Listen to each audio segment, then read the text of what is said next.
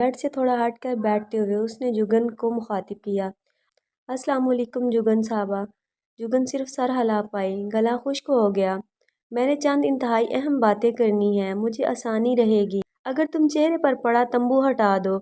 जुगन को बड़ी हैरत हुई, वो खुद क्यों घूंघट उठाए, पर फिर भी उसने अपना पल्लू हटा दिया। वो जो उसकी जानब ही देख रहा था। चंद लम्हों तक उसकी बोलती बंद हो गई, हैरान नजरों से देखता चला गया। फिर सर झुकाए धीरे से मुस्कुराते हुए बोला, ये भी अच्छा अंदाज है, बीवी को इतना बना सजा कर आदमी के सामने लाया जाए कि पहले ही वार में बेहोशी ज़िबा हो जाए। इस वक्त मेरा तुमसे एक सवाल है, जो जन्नत की हूरें हैं, क्या वो इतनी ही खूबसूरत होंगी जितनी खूबसूरत तुम इस वक्त लग रही हो? अगर जवाब हाँ है तो मैं इस पर कहने पर मजबूर हूँ कि जो लोग हूरों के चाहत में अपने जिस्म पर बम बांधकर अपने पर खर्चे उड़ाते हैं वो गलत नहीं है। ऐसे हुस्न के लिए मरने का हक तो बनता है, मगर अफसोस के साथ कहना पड़ रहा है कि मैं उन लोगों में से नहीं हूँ जो हूरों के लिए मौत को गले लगा ले। मुझे बगैर हूरों वाली जन्नत ही मंजूर है। इसीलिए अगर इस वक्त तुम मेरी बीवी होती पर अलमास की बहन ना होती, शायद मैं इन लम्हों में खुश होता, पर अब नहीं हूँ। मगर अफसोस के साथ कहना पड़ रहा है, मैं उन लोगों में से नहीं हूँ जो हूरों के लिए मौत को गले लगा ले। मुझे बगैर हूरों वाली जन्नत ही मंजूर है। इसीलिए अगर इस वक्त तुम मेरी बीवी होती पर अलमास की बहन ना होती, तो शायद मैं इन लम्हों में खुश होता, पर अब नहीं हूँ। ये पिछले 2-4 दिनों से जो ड्रामा हुआ है, मैं किसी में दिली तौर पर शरीक नहीं था। तुम्हारी बहन की चाहत थी कि तुम्हारी शादी मेरे साथ हो, और मेरा भाई अपनी बीवी का बहुत ज़्यादा फर्माबरदार है। शायद उसकी जन्नत बीवी के कदमों तले है, क्योंकि वो उसका हर जायज़ और नाजायज़ हुक्म बजा लाता है। तुम्हारी बहन ने मेरे भाई से शादी नहीं की, बल्कि उसको गोद लिया हुआ है। वो बोल रहा था और जुगन ताज्जुब से उसको सुन रही थी। जैसे भांप कर वो मजीद बोला, ओह प्लीज़, अगर तुम्हें मेरा अपनी बहन की शान में गुस्ताखी करना बुरा भी लग रहा है तो भी मुझे परवाह नहीं है। वैसे भी मैंने अपनी बर्दाश्त बड़ी आजमा ली, मजीद की तो गुंजाइश ही नहीं बची। ये घर, गाड़ी, जेवर, बैंक बैलेंस, ये जो तुम्हारे वालिद ने दिया है, मुझे भीख लेने की ना तो आदत है ना मुझे खैरात लगती है। हट्टा कट्टा हूँ, हक हलाल के खाने का आदी हूँ। प्लीज़ मुझे मेरे भाई की कॉपी मत समझना। अगर ऐसा कोई ख्वाब देखकर यहाँ मौजूद हो तो तुम्हारे ऐसे ख्वाब अपनी मौत आप ही मरने वाले हैं, क्योंकि तुम्हारा वास्ता मर्द की शक्ल में बसी औरत से नहीं बल्कि असल मर्द से पड़ा है। ये सब तुम्हारे वालिद ने तुम्हें दिया है, रखो छोड़ो जो मर्जी करो, मगर मेरी बीवी अगर बनना है तो ये सब कुछ यहीं इसी तरह इसी हाल में इसी वक्त छोड़कर मेरे साथ चलना होगा। मेरी दुनिया में, मेरे घर में मुझे मेरे असल रंग में कबूल करना पड़ेगा। दोनों एक दूसरे की आंखों में देख रहे थे। ताशफीन की नज़रों में संजीदगी और चैलेंज था, उसके बरअक्स जुगन की नज़रों में सवाल और नासमझी के तासरात थे। मगर मैं तो पहले ही आपकी बीवी बन चुकी हूँ थी, और पलकें झपकाए बगैर उसके चमकते दांत देख रही थी जो मोतियों की तरह मालूम हुए। एक झलक दिखाकर छुप गए। जुगन के दिल में गहरी ख्वाहिश जागी, काश ये दोबारा मुस्कुराए। एक बात का एतराफ़ मैं अपने रब को हाजिर नाजिर जानकर पूरी ईमानदारी से करना चाहता हूँ। तुम हद से ज़्यादा खूबसूरत हो, या शायद मुझे ही लग रही हो। अगर सिर्फ मुझे ही लग रही हो तो मेरे लिए ये लम्हा फिक्रिया है, क्योंकि मेरी 29 साला ज़िंदगी में किसी औरत ने मुझे इस तरह से अपनी जानब मुतवज्जो नहीं किया जैसे तुम्हारी जानब उठने वाली पहली नज़र ने मुझे मुतासिर किया है। काश तुम अलमास की बहन न होती, मैं तुमसे अपनी पहली मुलाकात में यूं बोर किस्म की बकवास न कर रहा होता, तुम्हारी तारीफ में लंबी लंबी छोड़ रहा होता, तुमसे इतने फासले पर बैठने के बजाय तुम्हारे पहलू में बैठता। अब तुम्हारे और मेरे ताल्लुक को कायम करने की एक ही राह है। मैं अपने घर वापस जा रहा हूँ, मैं चाहता हूँ तुम मेरे साथ चलो। जुगन को लगा ताशफीन ने बड़े मजमे में रख कर उसके मुंह पर थप्पड़ मारा है। गाल दहकने लगे। आप ये सब मुझे अब कह रहे हैं, तो और कब कहता, कम से कम निकाह के बाद नहीं। डबडबाई आंखों से उसकी जानब शिकवे से देख रही थी। मैं पसंद नहीं थी तो ये ड्रामा क्यों किया? तुम मेरे साथ जाना चाहती हो या नहीं? मुझे कहीं नहीं जाना, खास कर आपके साथ तो कहीं भी नहीं। वो जानती ही नहीं थी कि वो कहाँ से बोल रहा है, ज़हनी तौर पर किस सतह पर खड़ा है। वो तो बस ये सोचकर रो रही थी कि शादी हो गई और वो अब मुझे बता रहा है मैं पसंद ही नहीं हूँ। ताशफीन के चेहरे पर एक साया सा गुजरा। वो अपनी जगह से उठा, जेब में से 2 लिफाफे निकाले। लिफाफे में उन गिफ्ट्स की कीमत है जो भाई और वालिद साहब को दिए हैं, दूसरे में तुम्हारा हक महर है। मैं ये शादी करना ही नहीं चाहता था। जाहिर है जैसे तुम्हारी बहन है तुम्हारी भी वैसी ही सोच होनी है, मतलब प्रस्त दौलत की पुजारी। مگر تمہارے بہنوئی کی زبان درازی کا جواب دینے کے لیے خاموش رہا۔ تم میری ابھی پابند ہی نہیں ہوئی تو آزاد کرنے کا سوال ہی نہیں بنتا۔ ہاں، اگر طلاق چاہیے ہو تو میرے وکیل سے رابطہ کر لینا، اپنی بہن اور والد کو میرا پیغام دے دینا۔ ہر انسان مارکیٹ میں بکنے والا کھلونا نہیں ہے کہ خریدو اور اپنی مرضی سے کھیلو۔ میں تاشفین اسرار ہوں، حارث اسرار نہیں ہوں۔ اللہ حافظ۔ کمرے سے نکل کر باہر کی جانب جاتے ہوئے تاشفین کے چہرے پر گہری سنجیدگی تھی۔ وہ گاڑی کا دروازہ کھول کر فارس کے برابر بیٹھ گیا۔ بھابی، بھول جاؤ کوئی بھی۔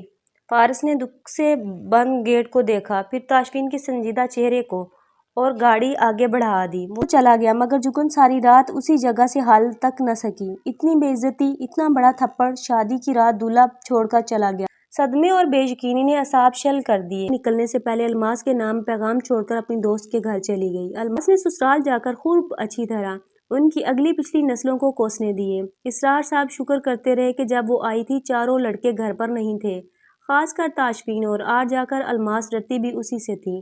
باقی سب کو تو وہ جیم کی طرح ٹوسٹ پر لگا کر کھانے والی تھی۔ اب جو ہونا تھا وہ ہو چکا تھا۔ جگن ایک ہفتہ اپنے دوست کے گھر چھپے رہنے کے بعد واپس باپ کے گھر آ گئی۔ نئے گھر کو تالا لگا دیا گیا۔ جگن نے اس موضوع پر بات کرنے سے ہی انکار کر دیا تھا، بلکہ سیدھی سیدھی دھمکی دی تھی۔ کسی نے میرے سامنے تاشفین اسرار کا ذکر بھی کیا تو ساری عمر اپنی شکل تک نہیں دکھاؤں گی۔ دوسرے ہفتے سے ہی واپس اپنی جاب پر جا رہی تھی، مگر اس کا مطلب یہ نہیں کہ اس کے اندر ہی اندر یہ دکھ نہیں کھا رہا تھا۔ 4 ماہ بعد آج اس کو اچانک سامنے دیکھ کر ساری بے عزتی یاد آ گئی تھی۔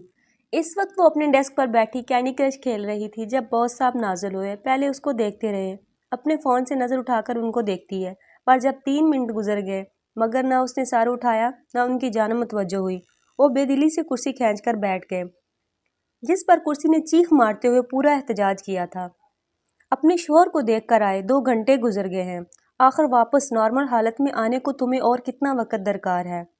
پرچہ پریس میں جانا ہے اور ابھی تک تمہارا آرٹیکل سبمٹ نہیں ہوا، ہونا بھی نہیں ہے۔ مجھ پر ایک دفعہ ہی فاتحہ پڑھ لیں۔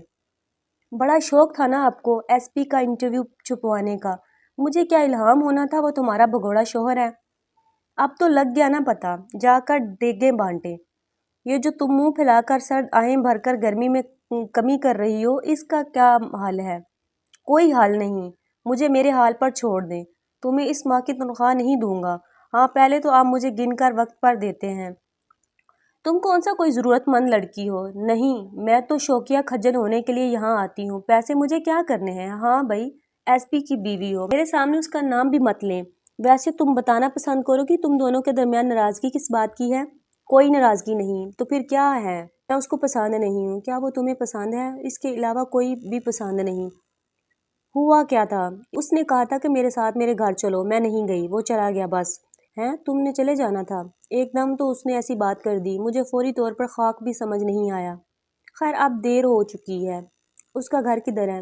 جہاں وہ رہتا ہے۔ وہ کہاں رہتا ہے؟ اپنے گھر رہتا ہے، اور کہاں رہے گا؟ اب کیوں نہیں چلی جاتی؟ کیوں جاؤں؟ کیا میری کوئی عزت نہیں ہے؟ ولیمے سے پہلے مجھے چھوڑ گیا اور میں اس کے پیچھے جاؤں؟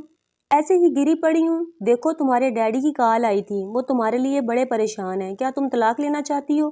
شاید۔ اس جگن کو جانتا ہوں، وہ ہار ماننے والی نہیں ہے، اور نہیں تو کم از کم اس گھر 4 دن رہ کر اپنے کیس کی تفتیش ہی کر آؤ۔ اور اگر اس طرح سے گیا تو گیا کیوں؟ مجھے کچھ بھی جاننے کا کوئی تجسس نہیں ہے۔ کیا پھر میں تمہارے ابا سے کیا دیتا ہوں، کوئی اچھا سا وکیل ڈھونڈ کر اس ایس پی کو خلا کا نوٹس بھجوا دیں، اور جو ان کے دوست کا بیٹا باہر سے میکینیکل انجینئرنگ کر کے آیا ہے اس کے ساتھ رشتے کی بات ڈن کر دیں۔ اس نے فون میز پر پھینکا اور اپنے بوڑھے باس کو تعجب سے دیکھا۔ آپ میرے دوست ہیں یا دشمن؟ سیدھا سا جواب یہ ہے کہ میں تمہیں ایسے نہیں دیکھ سکتا۔ یا تو اس گھر جا کر اس سے سمجھنے کی کوشش کرو یا اپنی راہ الگ کرو۔ اگر اس نے مجھے اپنے گھر گھسنے ہی نہ دیا، پھر ایسے بے حس بدتمیز انسان کے ساتھ تعلق رکھنا بھی بے وقوفی ہی ہوگی۔ کیا یہ آپ کا مخلصانہ مشورہ ہے؟ 100%۔ چلے میرے 1 ہفتے کی چھٹی ہی قبول کریں، قسمت آزما لینے میں کیا حرج ہے؟ تو وہ ہمیشہ کے لیے دل کا مکین بنے گا یا پھر ماضی کا حصہ۔ Wish me good luck, best of luck. Israr Ahmed اور روبینہ بیگم کی جوڑی سارے خاندان کی آئیڈیل جوڑی تھی۔ اسرار احمد خود تو اپنے ماں باپ کی اکلوتی اولاد تھی، مگر اللہ نے ان کو 5 بیٹوں سے نوازا ہوا تھا۔ دوسری طرف روبینہ کی 2 بہنیں تھیں۔ دوسری بہن جو کہ عمر میں ان سے چھوٹی تھی، وہ اپنے بچوں اور شوہر کے ساتھ امریکہ میں مقیم تھی۔ اسرار احمد کا ریئل اسٹیٹ کا کاروبار تھا جس سے اچھی خاصی آمدنی تھی، ساتھ ہی انہوں نے بھلے وقتوں میں مارکیٹ کے اندر 5 دکانیں بھی لے رکھی تھی۔ جن کا کرایہ تھا بڑا مددگار ثابت ہوا جب ایک دن بارش اور آندھی کی وجہ سے کھمبے کی تار گری ہونے پر سارا راستہ شارٹ تھا۔ قسمت کی بات اسرار احمد کا گزر وہاں سے ہو گیا۔ اس قدر شدید بجلی کا جھٹکے لگے 3 ماہ ہسپتال گزارنے کے بعد جان تو بچ گئی مگر دونوں ٹانگیں اور ایک بازو کاٹنا پڑا۔ وہ بچوں اور بیوی کے لیے بڑا صدمہ تھا۔ فاطمہ کی جوان مردی نے گھر کو بکھرنے نہیں دیا۔ حارث کا سیٹھ اصغر کے دفتر میں نوکری تو ملی، ساتھ ہی الماس نے حارث کے حواسوں پر حملہ کیا۔ سارا شانے چت ہو گیا۔ ماں باپ نے شادی کر دی۔ الماس نے آبادی میں گھسے اس 2 احاطے کے مکان میں رہنے سے انکار کر دیا۔ اس کو نیا مکان لے کر دینے اور کاروبار کرنے کے چکر میں حارث نے دکانیں 3 کروڑ میں بیچ کر 2 حصے کا سرمایہ کاروبار میں لگایا۔ ایک حصے سے بیوی کی مرضی کی کوٹھی لے لی۔ ماں باپ کو ساتھ لے جانا چاہا تو انہوں نے بہو کی شکل کے زاویے دیکھتے ہوئے ساتھ جانے سے صاف انکار کر دیا۔ پہلے حارث گھر پر خرچہ دیتا تھا کیونکہ اس نے وعدہ کیا تھا بزنس میں سارے بھائیوں کے نام شیئر کر رکھے گا، مگر جب فاطمہ کو یکدم کینسر نے آ لیا تو ان لوگوں کو بھی علم تب ہوا جب مرض آخری سٹیج پر پہنچ چکا تھا۔ تاشفین نے ایک 50 لاکھ کی رقم حارث سے لے کر ماں کے علاج پر لگا دی، مگر اس کی لاکھوں کوشش اور جتن کے باوجود ماں کی جان نہ بچی۔ حارث کی شادی کو صرف 1 سال ہوا تھا جب فاطمہ اپنے اصل ڈریس سدھار گئی۔ یہ چوٹ ایسی تھی کہ جس نے لڑکوں اور اسرار کی کمر توڑ دی۔ سب سے چھوٹا عباس صرف 6 سال کا تھا کہ ماں کی بیماری کے دوران وہ انہیں لے کر ڈاکٹر کے چکر لگاتا رہتا تھا۔ ماں کے سب سے زیادہ قریب بھی وہی تھا۔ اس کے بعد حارث نے جو رنگ دکھایا اس نے سب کو اس سے اور اس کی بیوی سے متنفر کر دیا۔ اس نے باپ کے سرمایے کو واپس کرتے ہوئے 100 بار جتایا۔ وہ محنت کر کے ان لوگوں کو کالج اور یونی کی فیسیں بھر رہا تھا، کیسے ان کو پال رہا تھا۔ اپنی بیوی ایک ماہ میں کتنے جوڑے بناتی ہے اس کا حساب کرنا حرام تھا، مگر باپ اور بھائیوں کو مہینے کے چند ہزار دیتے ہوئے بھی دونوں میاں بیوی 10 دفعہ احسان جتاتے، جس پر ایک دن تاشفین نے بھائی کے سامنے ہی الماس کی اچھی خاصی بے عزتی کر دی اور مزید ان لوگوں سے مدد لینے سے انکار کر دیا۔ مگر حارث آ کر باپ کو مہینے کے مہینے 20-30 ہزار دے جاتا جس سے گھر کا کھانا پینا چلتا رہتا۔ تعلیم کے ساتھ ساتھ پارٹ ٹائم نوکری کرتا رہا کیونکہ چاروں بھائی پڑھ رہے تھے اور خرچہ اچھا خاصا تھا، 50 ہزار سے کم چلنا بھی ممکن نہیں تھا۔ فیسوں کے لیے گھر کو گروی رکھ کر خطی رقم بینک سے ادھار لے کر کام چلایا گیا، باقی کی رقم بینک میں جمع کر دی۔ وہ خود تو اسکالرشپ پر MBA کر گیا، مگر اس سے چھوٹا فارس اور شعیب ابھی زیر تعلیم۔ فارس ایروناٹیکل انجینئر بن رہا تھا، حسیب BA کر رہا تھا، جبکہ حال سے وہ لوگ ماں کے وجود سے محروم تھے۔ گھر میں صرف مرد ہی مرد تھے، عورت نام کو کوئی بھی نہیں تھی۔ سارا کام چاروں بھائی خود آپس میں بانٹ کر لیتے۔ ایک صرف کپڑے دھونے کا مسئلہ تھا جسے دھوبی ہی حل کرتا۔ 2 سال پہلے حارث نے بزنس کو مزید بڑھایا اور تاشفین کی مدد مانگی۔ اس نے تگڑی تنخواہ کا مطالبہ رکھ کر مدد دینے کی حامی بھری تھی، مگر شادی کے بعد وہاں سے نوکری چھوڑ کر سروس جوائن کر چکا تھا۔ اپنی اب تک کی ہوئی سیونگ وہ شادی والے دن ہی حق مہر اور دوسرے خرچے کے طور پر جگن کو دے آیا تھا، جس کے نتیجے میں گاڑی ایک دفعہ پھر زیرو سے سٹارٹ ہوئی تھی۔ مگر اس کو غم روپے پیسے کا نہیں تھا، کیونکہ پیسے آنی جانی چیز ہے، کمایا جا سکتا ہے، انسان نہیں ملتے۔ جو چوٹ بھائی نے دی تھی اس کی تکلیف نہیں جاتی تھی۔ اتنے بڑے بڑے بیگ لے کر آخر کہاں جا رہی ہو؟ ممی بتایا تو ہے، اپنی دوست کی شادی میں شرکت کے لیے اسلام آباد جا رہی ہوں۔ اب بار بار تو نہ پوچھیں، مگر ہنی بیٹا اس طرح اچانک؟ ممی رات اس نے مجھے کال کر کے بتایا ہے، اب مجھے جانے دیں، باہر ٹیکسی آ گئی ہے، میری فلائٹ مس ہو جائے گی اور مہینہ رہے بغیر واپس نہیں آؤں گی، ڈیڈی کو بتا دیجیے گا۔ فوری طور پر باہر نکل آئی، جہاں ٹیکسی کے بجائے حارث گاڑی میں انتظار کر رہا تھا۔ نکلنے میں اتنی دیر لگاتی ہو، اپنی ساس کو جا کر شکریہ بولیں۔ انہی کے سوال ختم نہیں ہو رہے تھے اور یہ اتنا سارا سامان لے کر کیا سفاری پارک جا رہی ہوں؟ مجھے یوں لگتا ہے جیسے دوسری دنیا میں جا رہی ہوں۔ مجھے جو باتیں آپ کی بیگم نے آپ کی فیملی کے بارے میں بتائیں، انہیں سن کر تو میرا تو سوچ کے دل ڈوبا جا رہا ہے۔ فون کروں مجھے لینے آ جائیے گا۔ مجھے تمہارے فیصلے سے انتہائی خوشی ہے۔ مجھ سے بہت سی زیادتیاں ہوئی ہیں، مگر تمہارے لیے تاشفین کے رشتے میں میری ایمانداری شامل تھی۔ میں اس حوالے سے اپنے بھائی کو کوئی دکھ دینا نہیں چاہتا، مگر جو اللہ کو منظور ہے، میری دعائیں تمہارے ساتھ ہیں۔ 45 منٹ کی مسافت کے بعد حارث نے ایک بڑے بازار میں گاڑی روک کر سامنے موجود کریانے کی دکان پر کھڑے 13 سالوں کے لڑکوں کو اشارے سے اپنی طرف بلایا۔ کھول کر لڑکوں کو بیگ اپنے گھر تک لے جانے کا حکم دیا۔ سارا محلہ حارث اسرار سے بڑا مرعوب تھا۔ لڑکوں نے فٹافٹ اتنے بڑے بڑے 3 بیگ اپنے کندھوں پر لادے اور ایک تنگ گلی میں گھس گئے۔ حارث نے اس کی جانب کا دروازہ کھولا۔ بیگ لے کر جانے والے لڑکے دوڑتے ہوئے گھر سے نکلے، اسی طرح بھاگ کر گلی سے بھی نکل گئے۔ وہ وہیں کھڑی تھی، نہ اندر سے کوئی استقبال کو برآمد ہوا، نہ گلی میں کوئی ذی روح آس پاس بچا۔ وہ اللہ کا نام لے کر کھلے ہوئے دروازے سے اندر داخل ہوئی۔ اندر سے آوازیں آ رہی تھی، شیمی مجھے ایڈیڈس کا بوٹ ڈرائنگ کی کاپی بنا دو پلیز، ورنہ کل میری ٹیچر میرا نمبر کاٹ لے گی۔ او یار جب کہہ چکا ہوں بناؤں گا تو بنا کر ہی سوؤں گا، مگر مجھے کاپی واپس اپنے بیگ میں رکھنی ہے۔ پچھلی دفعہ بھی تم نے رات کو بنانے کا کہا تھا، کاپی اپنے کمرے میں اپنی چیزوں میں گم کر دی تھی۔ بس جو بات منہ سے نکل جائے نا، اس پر اسی وقت محل بنا کر دم لیا کرو۔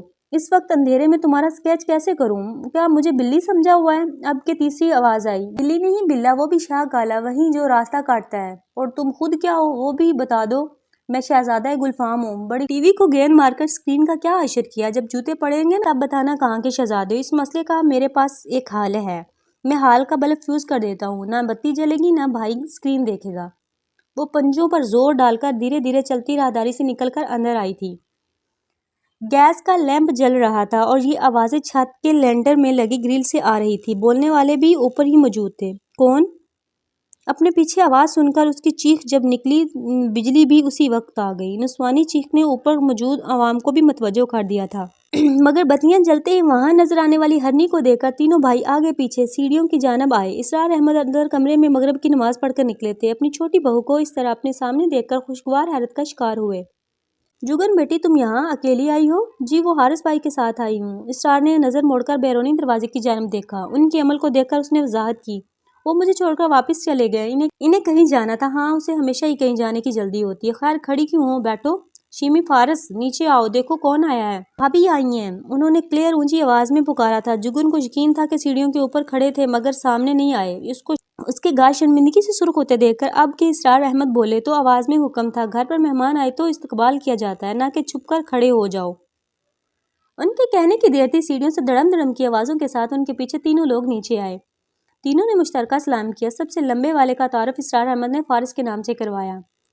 وہ ہو بہو تاشفین کی کاپی تھا مگر اس کے مقابلے میں انتہائی پتلا، حسیب، تاشفین سے چھوٹا، شکل میں اسرار احمد اور حارث بھائی سے مشابہت رکھتا تھا۔ اس نے ہی خوشی دلی سے آگے آ کر جگن سے ہاتھ میں چند پل عجیب سی اجنبی خاموشی کے ساتھ وہ سب لوگ وہیں کھڑے ہو کر ایک دوسرے سے نظریں چراتے ہوئے کرنے کی کوئی بات ڈھونڈ رہے تھے۔ یہیں بھی اسرار احمد کو ہی بولنا پڑا، بہن کا سامان اٹھا کر اندر کمرے میں رکھواؤ، اس کے بیٹھنے کی کوئی چیز پیش کرو۔ کیا ہو گیا ہے، کیوں بت بن کر کھڑے ہو؟ سب سے پہلے فارس کی زبان پر کھجلی ہوئی، کیا آپ سامان لے کر آئی ہیں؟ جگن نے مجموع کی طرح ہاں میں گردن ہلائی، اس کا بھلا کیا مطلب ہوا؟ حسیب، اس کا مطلب ہے جگن آپی ہمارے گھر رہنے کے لیے آئی ہیں۔ اب کی دفعہ جگن کی آنکھوں میں پانی آ گیا، اتنی گرمی سے اوپر سے اتنا سخت انٹرویو، اگر تو اچھی نہیں لگ رہی ہوں تو کیا میں واپس چلی جاؤں؟ تینوں بھائی اپنی جگہ ساکت ہو گیا۔ عباس آگے بڑھ کر اس سے لپٹ گیا، ویلکم ہوم۔ دوسری دونوں بھی